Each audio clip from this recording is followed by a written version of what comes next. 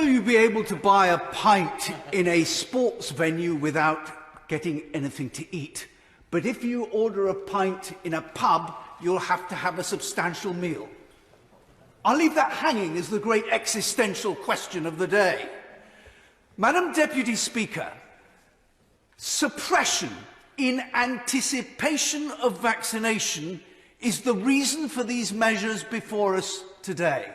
But people have been writing to me for months, terrified that a vaccine will be compulsory. And I've responded by saying, don't be so absolutely ridiculous. It could never possibly happen. We're a Conservative government, after all. And now we discover that a vaccination may be a passport to the acquisition of your civil liberties, and without which you will have all sorts of things that you would be able to do denied to you.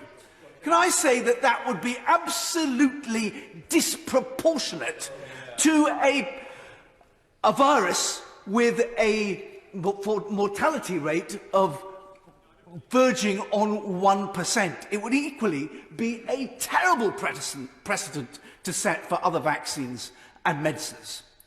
So I hope that we can get away from that.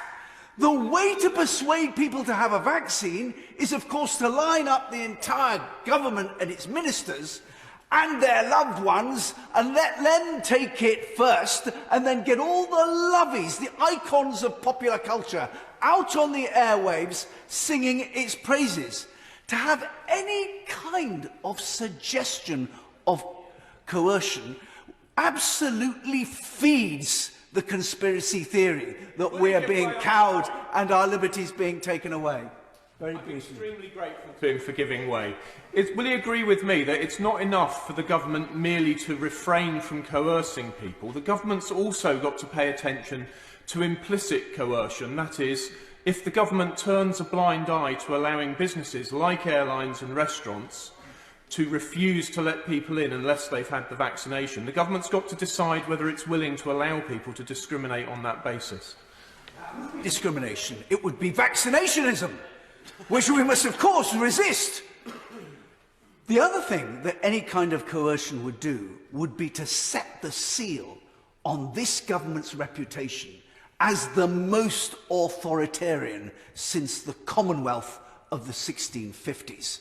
But it is as nothing to the enthusiasm that we've seen from the front bench opposite for even more coercive and restrictive measures.